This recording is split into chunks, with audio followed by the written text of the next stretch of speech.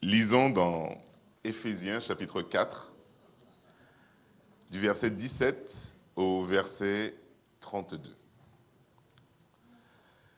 Voici donc ce que je vous dis, ce que je vous déclare au nom du Seigneur. Vous ne devez plus vivre comme des païens qui suivent leurs pensées vides de sens. Ils ont en effet l'intelligence obscurcie et sont étrangers à la vie que Dieu donne, à cause de l'ignorance qui est en eux et qui provient de l'endurcissement de leur cœur. Ayant perdu tout sens moral, ils se sont livrés à l'inconduite pour se jeter avec frénésie dans toutes sortes de vices.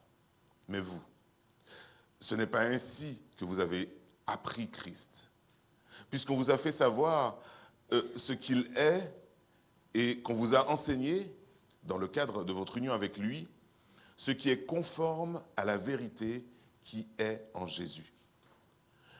Cela consiste à vous débarrasser de votre ancienne manière de vivre, celle que l'homme que vous étiez autrefois et qui se corrompait en suivant ses désirs trompeurs, à être renouvelé quant à votre esprit et à votre intelligence, et à vous revêtir de l'homme nouveau, créé conformément à la pensée de Dieu, pour être juste et saint conformément à la vérité.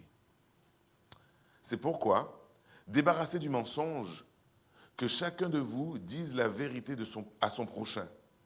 Ne sommes-nous pas membres les uns des autres ? Mettez-vous en colère, mais n'allez pas jusqu'à pécher. Que votre colère s'apaise avant le coucher du soleil. Ne donnez aucune prise au diable. Que le voleur cesse de dérober. Qu'il se donne plutôt de la peine et travaille honnêtement de ses mains pour qu'il ait de quoi donner à ceux qui sont dans le besoin. Ne laissez aucune mauvaise parole franchir vos lèvres.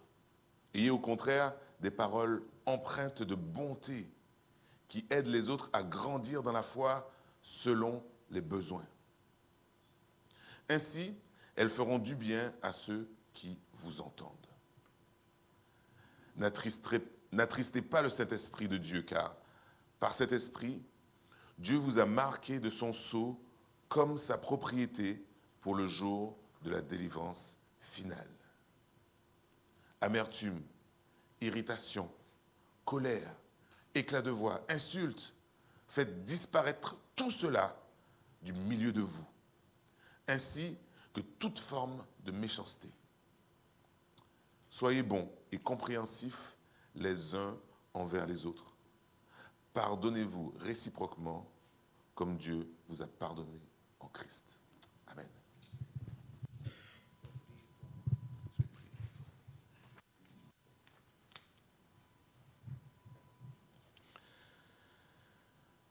Père Céleste,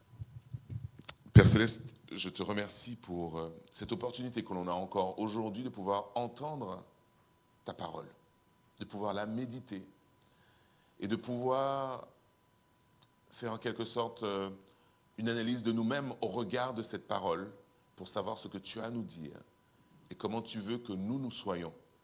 S'il y a des choses que l'on doit garder, des choses que l'on doit changer, que tu puisses nous parler directement, Seigneur. Et c'est pourquoi je te prie pour que tu puisses utiliser puissamment Joël, qui a cette charge aujourd'hui de la prédication. Vraiment, Père, que tu puisses le remplir de ton Esprit Saint. Que ce soit toi qui parles au travers de sa bouche. Que tu puisses utiliser les mots, l'organisation de son message, les arguments que tu lui auras donnés. Tout cela pour toucher notre cœur, afin que nous ne sortions pas de cette pièce les mêmes que lorsque nous y sommes entrés, mais que nous ayons entendu de façon claire ce que tu as à nous dire ce matin. Et puis je te demande aussi, Seigneur, que tu puisses travailler notre cœur à recevoir, parce que parfois on entend, mais ce n'est pas toujours évident de mettre en pratique, mais on a besoin de toi pour ça aussi. Et Père, que tu puisses utiliser ce message, ce matin, puissamment, dans nos vies. Et que nous puissions à la fin de l'histoire dire, quel Dieu merveilleux et grand tu es. Au nom de Jésus. Amen. Si vous avez une Bible ou bien votre phone, vous pouvez suivre. C'est le texte que nous allons voir ce matin ensemble. Je ne suis pas ivoirien, mais je vais essayer de vous expliquer quelque chose de la Côte d'Ivoire ce matin. En Côte d'Ivoire, la façon de s'habiller porte un message. Ce que vous portez, ça dit quelque chose. Bon, peut-être vous avez vu les photos. Les Ivoiriens portent des habits avec des tissus bien vifs et jolis. Et si vous, en tant qu'étranger, vous regardez, il peut vous sembler que tous les tissus sont un peu la même chose. Mais pour un Ivoirien, il sait pertinemment toutes les qualités différentes de ces pains. Il y en a qui sont, on appelle ça fancy, c'est les moins chers, c'est très joli et beau, mais c'est pas bien. 2-3 fois, ça ne marche pas longtemps. Deuxième qualité, c'est ce qu'on appelle woodin. Ça, c'est fait par les Ivoiriens. Les motifs sont un peu différents, mais c'est beau. Mais de là, on passe au pine wax. On met de cire dedans et ça augmente la qualité de pine. Il y en a des pines ivoiriens wax, comme celui-là, dans plusieurs couleurs. Après ça, il y a super wax. Et après là, c'est les wax hollandais. Et là, c'est le top. Et ce que tu portes, tout le monde sait ce que ça t'a coûté et ce que ça veut dire. Il y a même les noms qui sont associés avec les pains différents. Un jour, j'étais au marché, je portais ce pain, mais jaune, une chemise que ma femme m'a offerte, et je regardais quelques trucs, je marchais, et puis il y avait une dame à peut-être 12-10 mètres devant moi, elle me regarde et dit « Hé, mon mari est capable !» Je ne connais pas la dame. Elle dit quoi? Peut-être elle s'adresse à quelqu'un d'autre, donc je faisais semblant de ne rien entendre. Et je m'approche d'elle un peu plus. Elle me regarde encore et dit non, mon mari est capable. Je dis bon, madame, moi je ne comprends rien dans ça. Elle dit non, monsieur, le pain là, on appelle ça mon mari est capable. Je dis là tu m'as coincé, hein? Moi je n'ai pas de mari. Hein? Le pain que je porte ce matin, si vous ne le savez pas, ça c'est le wax hollandais. Ça c'est vrai. Pourquoi c'est important? Pourquoi je vous dis ça même? En Côte d'Ivoire, c'est important parce que tu montres l'honneur aux personnes par ce que tu portes. Ce que tu portes, ça communique un message. Et si toi, tu as des moyens et tu viens dans les pains fancy, ça veut dire que tu n'as pas de respect pour ceux qui sont devant vous. Donc, il nous faut porter les habits appropriés. Vous dites, mais Joël, on est dans Éphésiens 4. Toi, tu es en Côte d'Ivoire quelque part. Vous allez voir. Voilà. Premier verset du chapitre, il dit ceci. Je vous exhorte donc. Le donc, c'est un donc lourd. Parce que ça veut dire, ce que je vais vous dire, c'est par rapport à ce que je viens de dire. Et ce que je viens de vous dire, c'est qui vous êtes en Christ et pourquoi ça c'est important. Vous êtes adoptés, vous êtes les héritiers de Dieu. Tout ce que Jésus a, c'est à vous. Il explique tout. À la fin de son explication, il dit, je vous exhorte donc. Si ça là c'est vrai, résultat, voilà.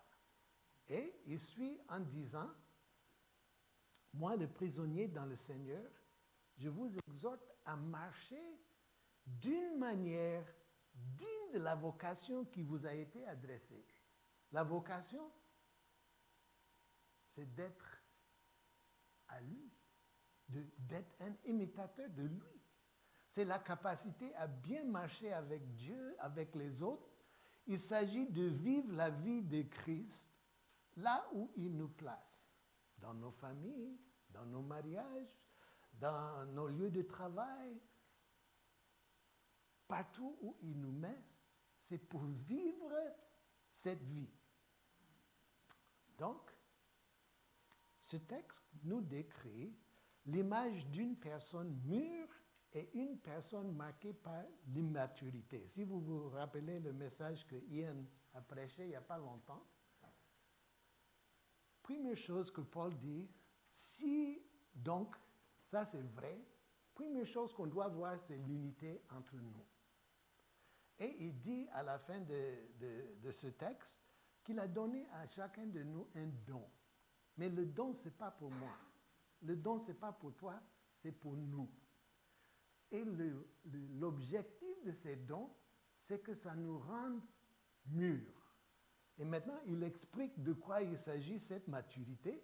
Il dit que les signes de l'immaturité sont la colère, le mensonge, le vol, les paroles malsaines, l'amertume.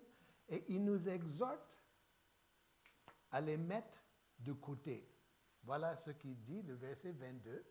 Cela consiste à vous débarrasser de votre ancienne manière de vivre et à être renouvelé quant à votre esprit et votre intelligence et à vous revêtir de l'homme nouveau. Voilà l'image des vêtements.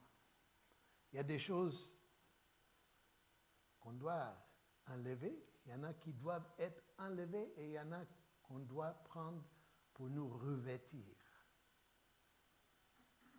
Il nous faut porter les habits appropriés.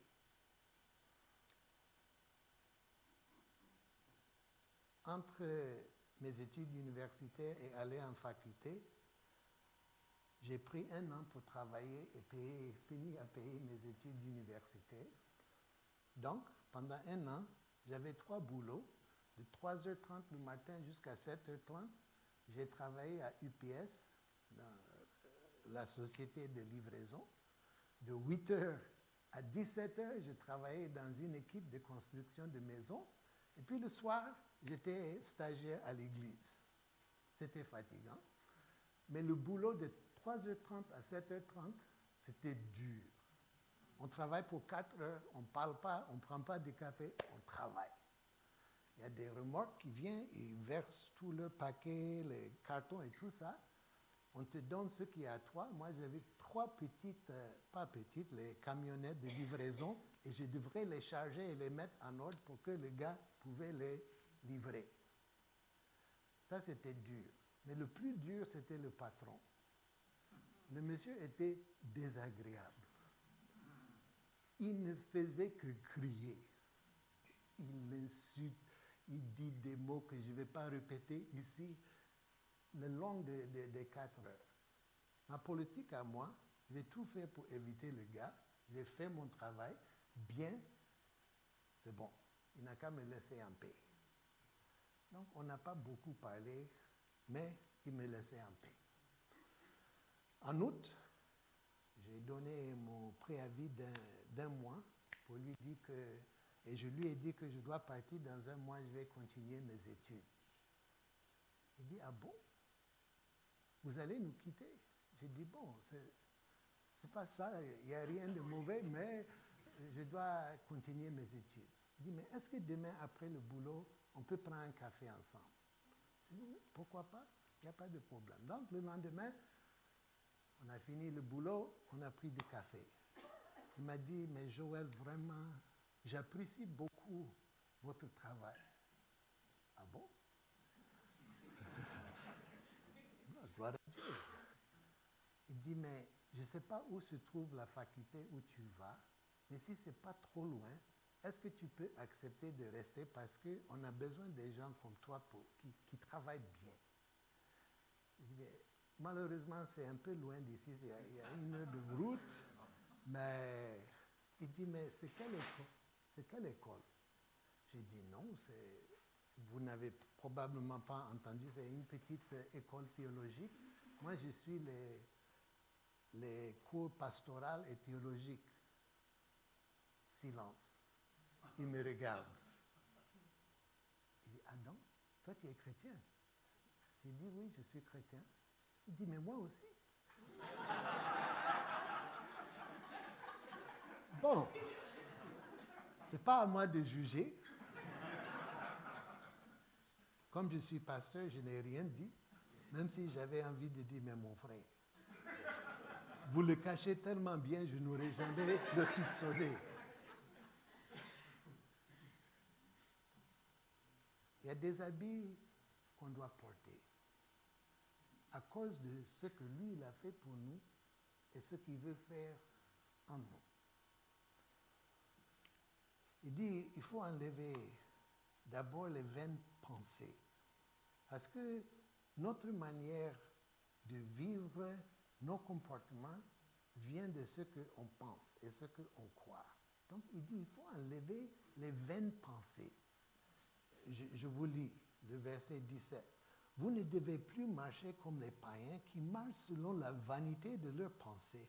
Ils ont l'intelligence obscurcie, ils sont étrangers à la vie de Dieu à cause de l'ignorance qu'il y a en eux. Donc, dans le texte, il dit que, bon, le mensonge, le vol, la colère, les paroles malsaines, l'amertume, ces trucs ne sont pas compliqués. Ça ne demande même pas d'effort de notre part. Nous, on est patron dans ça, on peut le faire. Mais il dit, vous ne devrez pas marcher comme les païens. Il faut débarrasser de ça et revêtir des nouveaux vêtements. Souvent, nous avons tendance même de prendre les idées, la sagesse de Dieu.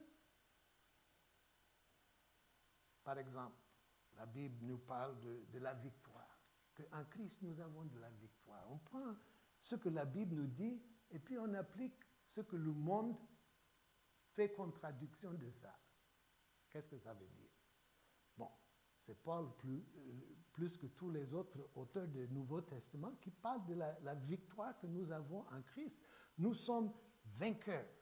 Donc, on prend l'idée, on dit, bon, vainqueurs, qui sont les vainqueurs? C'est ceux qui gagnent. Ceux qui gagnent de l'argent, ceux qui gagnent, qui ont des bons boulots, des bons diplômes. Voilà. Ceux qui, leurs enfants réussissent, voilà la victoire. Mais ça, ce n'est pas la victoire. La personne qui nous dit que nous avons la victoire, lui-même, il souffre. Il a commencé ses paroles avec ces mots. Moi, prisonnier de Jésus-Christ, c'est moi qui vous dis qu'il y a de la victoire. Il a passé plus de temps après sa conversion en prison qu'en dehors de la prison. Son entreprise n'a jamais eu la médaille d'or pour les faiseurs de tentes. À quelques reprises, Paul a été lapidé presque à la mort. Il a dit en 2 Corinthiens qu'il y avait une écharpe, une épine dans la chair, ce qui donne l'idée de physiquement, il souffrait. Il demandait à Dieu de le guérir, il ne l'a pas fait. Donc, c'est celui-là qui nous dit, on a de la victoire. Mais c'est quelle victoire ça? La victoire, c'est que tout ça, ça pèse, mais pas plus que l'amour de Jésus-Christ. Et nous pouvons nous lever dans ça, avec la tête haute, et marcher dans la joie. Donc il dit, il faut enlever les vaines pensées, les pensées il faut enlever ça. Il dit, enlevez tout accès au diable. Mettez-vous en colère. Ça, c'est pas compliqué. Je peux vous montrer comment ça se dort. Mais n'allez pas jusqu'à pécher. Que votre colère s'apaise avant le coucher du soleil. Ne donnez aucune prise au diable. Des fois, on donne l'impression qu'en tant que chrétien, on ne doit pas se mettre en colère. Quand même, on est chrétien, nous, on ne fait pas ça. Courage. On va le faire. Il dit, mettez-vous en colère. Mais attention, parce que la distance entre la colère et le péché, c'est 2 millimètres. Très vite, si tu ne gères pas ça, tu vas sauter le mur et faire des dégâts. Donc il dit, mettez-vous en colère, ça va arriver. La colère, en fait, c'est une émotion. Une émotion qui nous pousse à faire quelque chose, à agir, à nous battre. Et elle se manifeste le plus souvent lorsque ce que nous aimons est menacé. Là, la colère se lève. Dans un sens, ce que vous aimez le plus est ce qui a la capacité de vous mettre le plus en colère. Et si ce que vous aimez le plus, la personne, la chose, n'est pas Dieu, même si c'est une bonne chose, cela peut ouvrir la porte à une colère déplacée. La colère, ça fait beaucoup de mal. Peut-être vous-même, vous avez vécu le mal de la part de quelqu'un d'autre qui ne savait pas maîtriser leur colère. Comment on fait? J'ai lu il y a quelques mois qu'en fait, la colère est une émotion secondaire. Qu'est-ce que ça veut dire? Souvent, quand on se met en colère, ce n'est pas ça qui est primaire. Il y a quelque chose derrière ça. J'ai mis dans les notes. Souvent, ça peut être enraciné dans la peur, dans l'insuffisance, dans la honte. Ça veut dire qu'il y a quelque chose qui arrive qui te fait honte. Il faut agir. Mais la colère, c'est l'émotion le plus accessible, n'est-ce pas? Donc, on le prend et on est en colère. Mais ce n'est pas la colère, c'est la honte qui nous a poussés à être en colère. Donc, il dit, bon, on y arrive, Jésus ne peut pas guérir ce que toi tu n'admets pas. Donc, il veut guérir ce qui est derrière. Et c'est ça qui enlève la colère. Si tu veux maîtriser ta colère, beaucoup de courage. C'est difficile. Parce que ça saute comme ça. Ou bien, c'est moi seulement. Mais ça peut vous arriver vous aussi. Donc, je crois qu'il y a des bonnes manières de... La colère n'est pas le problème. Notre réaction, notre réponse dans ça, c'est ça qui gâte, qui détruit les choses. Il y a des façons où la colère détruit.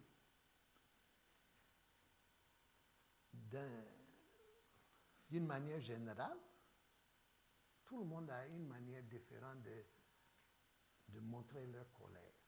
Il y a des crieurs. Tu n'as pas besoin de te demander, est-ce que le gars il est en colère? Ça crie.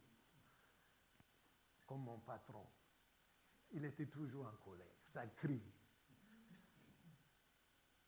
Mais ces cris-là, ça peut faire bouger quelque chose, mais ça ne peut pas faire ce que Dieu veut faire. C'est pourquoi Jacques dit, sois prompt à écouter, lent à parler et lent à la colère. Pourquoi? Parce que la colère de l'homme ne peut pas faire l'œuvre de Dieu. Il n'a pas dit que la colère ne peut rien faire. Ça peut faire beaucoup de choses, mais pas l'œuvre de Dieu. Donc, tous ces cris-là, ça ne résulte pas. Ben, il y a aussi les boudeurs. Il y a des gens, quand ils sont fâchés, ils donnent l'air très spirituel, ils ne disent rien. Mais ils peuvent te tuer avec leur silence.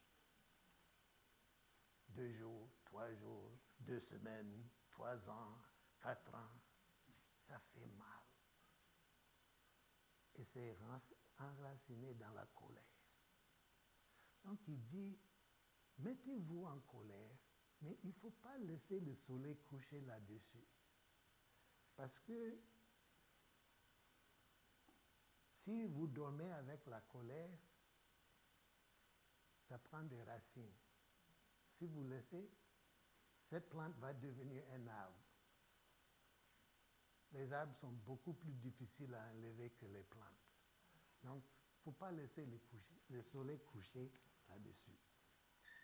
Il y a une dame à Dallas, Texas, qui souffrait dans sa famille de beaucoup de violence et de colère. Donc, elle a eu l'idée d'ouvrir un centre. Elle l'appelle Anger Room.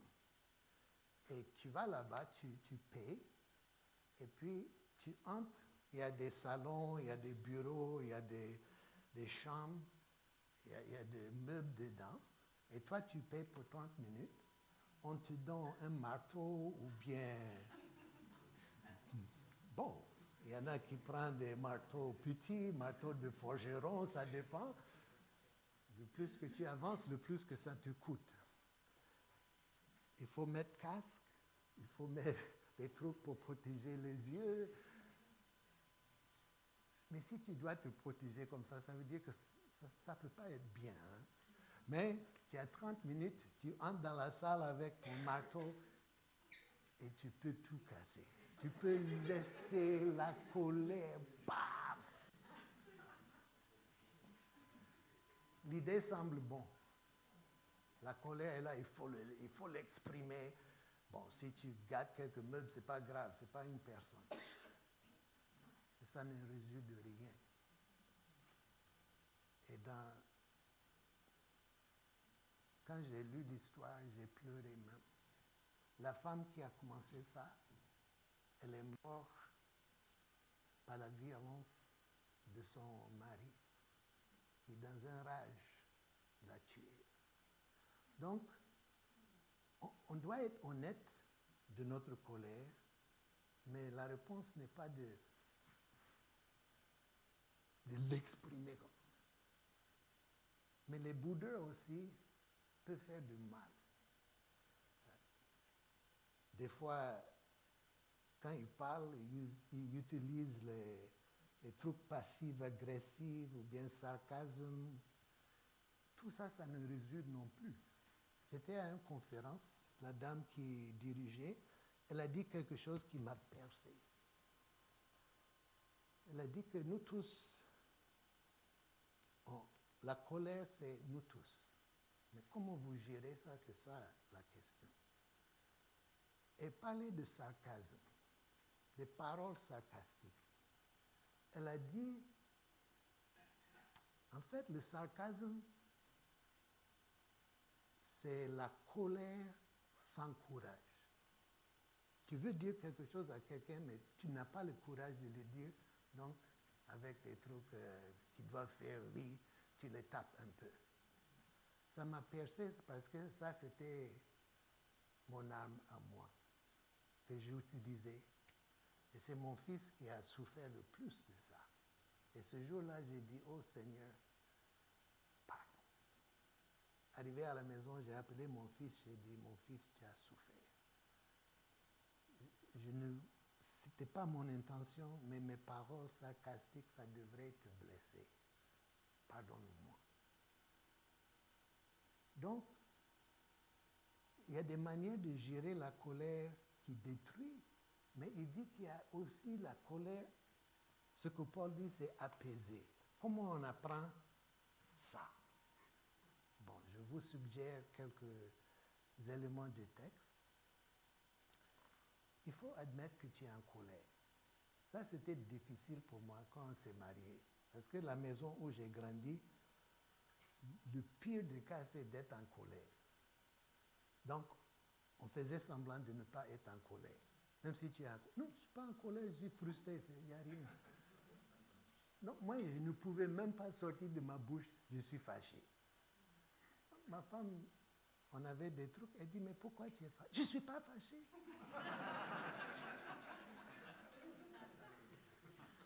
Ça n'a pas marché, non? Il faut l'admettre et il faut te dire que tu es le seul propriétaire de la colère. Ça n'appartient pas à quelqu'un d'autre. Ah, Pasteur Joël, si tu connaissais ma femme, toi-même tu seras fâché. Non. Ta colère, ce n'est pas elle, ce n'est pas lui, ce n'est même pas tes enfants. Ça t'appartient toi. Et la colère ne vient jamais de l'extérieur, ça vient toujours de l'intérieur. Et il y a des lieux que Jésus-Christ veut guérir. Mais il faut admettre d'abord. La colère, il faut l'assumer.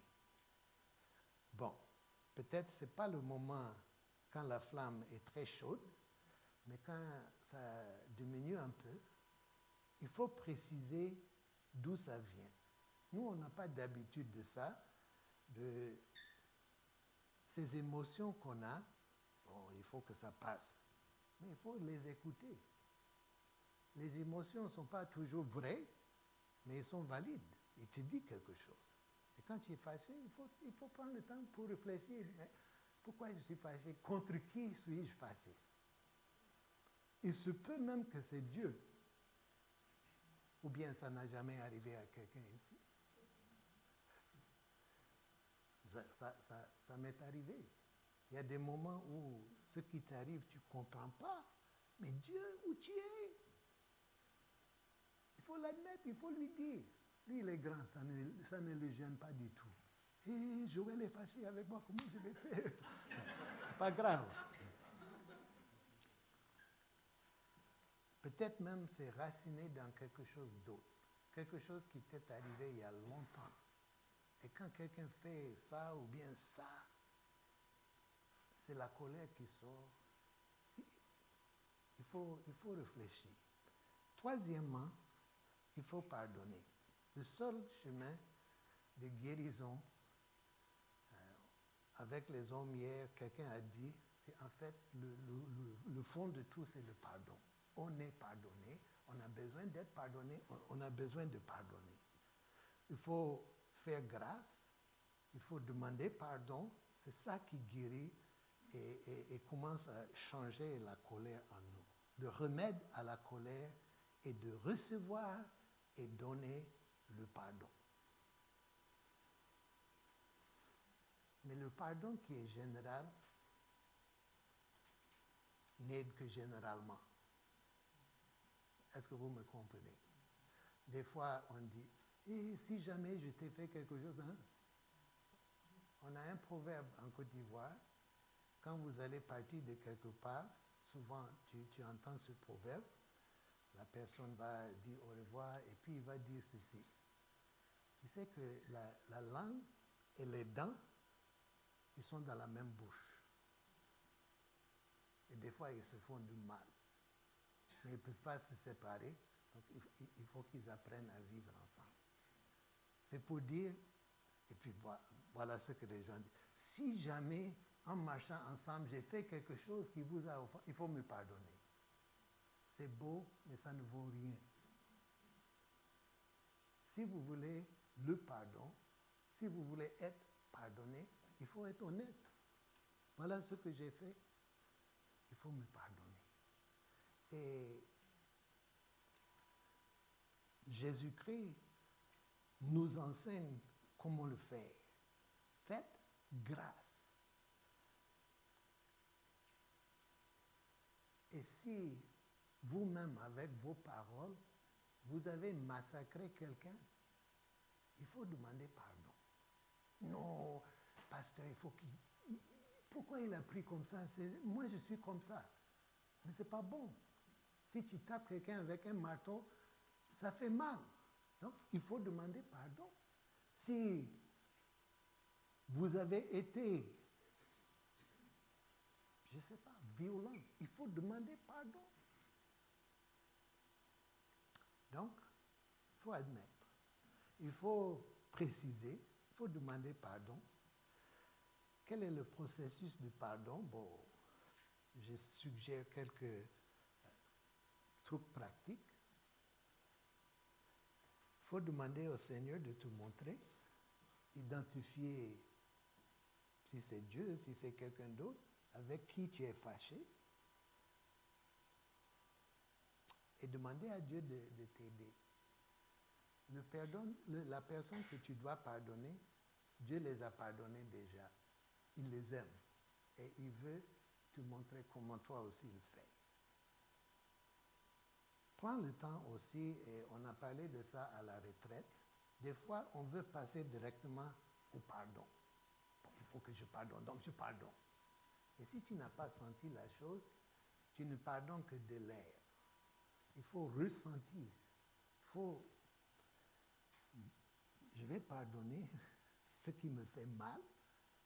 Et une manière de le faire, c'est de te demander, mais qu'est-ce que la personne peut faire pour régler ça? Qu'est-ce que ça va leur coûter de faire ça pour moi? Il faut demander, pas à eux, à toi. Et puis maintenant, tu peux pardonner parce que tu sais ce que tu pardonnes. Peut-être ils ont gâté ou bien ruiné ta réputation. Qu'est-ce qu'il vous doit? Il vous doit votre réputation. Mais peut-être vous n'allez pas l'avoir. Mais maintenant, tu peux pardonner parce que tu sais de quoi tu les pardonnes. Est-ce que vous comprenez? Parce que moi, je n'entends rien. Vous êtes d'accord ou bien? Je n'ai pas dit que c'est facile. Et puis, la parole de Dieu nous apprend à effacer la dette. C'est ce que Dieu fait. Et il dit, soyez les imitateurs de Dieu. Il efface la dette. Des fois, moi, quand j'ai quelque chose à pardonner, je prends une chaise, je mets une chaise devant moi, je m'assois et j'imagine la personne assise dans la chaise. Je regarde et je dis à haute voix, telle ou telle personne, je te pardonne. Il faut faire quelque chose qui rende ça. Et puis, il faut tourner la page. Une décision quotidienne de ne plus revenir sur le cas. La colère, c'est beaucoup plus facile que le pardon. Parce que la colère te donne l'impression, ou bien l'illusion, que nous sommes au contrôle. Parce qu'avec la colère, tu peux contrôler un peu la chose. Mais c'est une illusion. Tu ne contrôles rien. Donc, il nous invite de choisir le chemin du pardon. Et puis Paul dit que si vous ne pardonnez pas, cela donne accès au diable. Est-ce que ça c'est vrai? C'est vrai. Après ces quelques années de ministère pastoral, un des plus grands portes d'accès de l'ennemi, c'est le non-pardon. C'est comme ça. Donc, il ne faut pas demeurer dedans. Il faut laisser la colère. Il dit aussi d'enlever, et souvent notre mauvaise réaction de la colère, ça se révèle dans nos paroles. Donc, il dit, il ne faut pas prononcer les paroles malsaines. Jésus nous a dit que ce qui sort de notre bouche, ce n'est pas ça le problème. Le problème, c'est dedans. C'est dedans d'où viennent ces paroles. Que ce qui est dans ton cœur, tôt ou tard, ça va sortir de votre bouche. Donc, il dit, ne laissez aucune mauvaise parole franchir vos lèvres. Combien d'entre vous, vous n'avez jamais laissé quelques paroles malsaines? Ah, d'accord, ok, on est ensemble. Ça, pour moi, depuis ce matin, je n'ai pas fait ça. Les mots ont une grande puissance. Les proverbes nous disent que la vie et la mort sont au pouvoir de la langue. Et c'est vrai. Je peux imaginer que dans cette salle, il y en a vous vous souvenez des paroles qu'un de vos parents vous a dit il y a 40 ans. Et vous pouvez citer mot par mot parce que ça nous fait mal.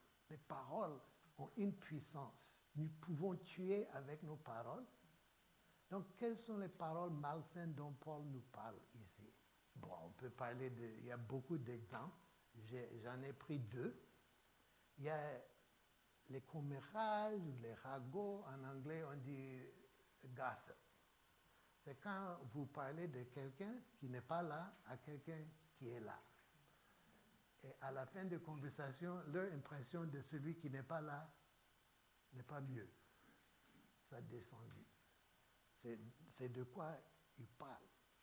Il y a un pasteur qui a décrit les commérages de la façon suivante. Il dit que le péché de commérage consiste à répondre des nouvelles désagréables dans le dos de quelqu'un. Et ça fait mal. Dans une manière générale, ces commérages se font à l'absence de la personne concernée. Et la Bible nous enseigne le contraire.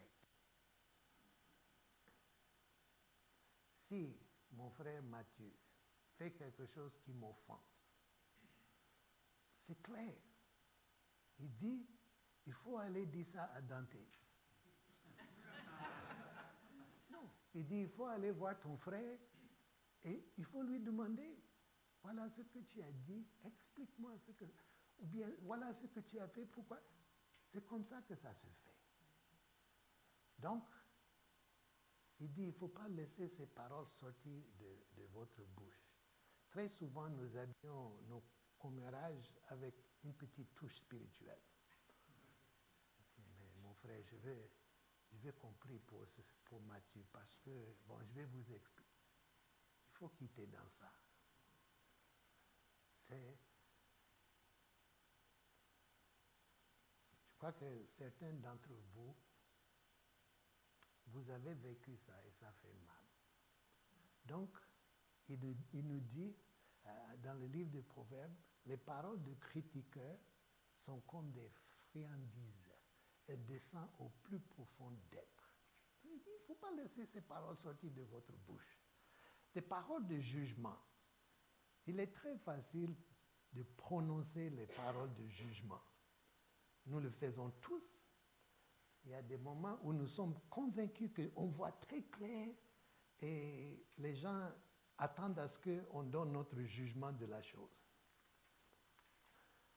Mais si vous lisez le Nouveau Testament, nulle part on est donné l'instruction de juger quelqu'un d'autre. Ça n'existe pas. Dans tel cas, il faut... Non, c'est Dieu qui est le juge. Laisse-le faire son travail. Ça, ce n'est pas à nous de juger surtout les intentions de quelqu'un d'autre.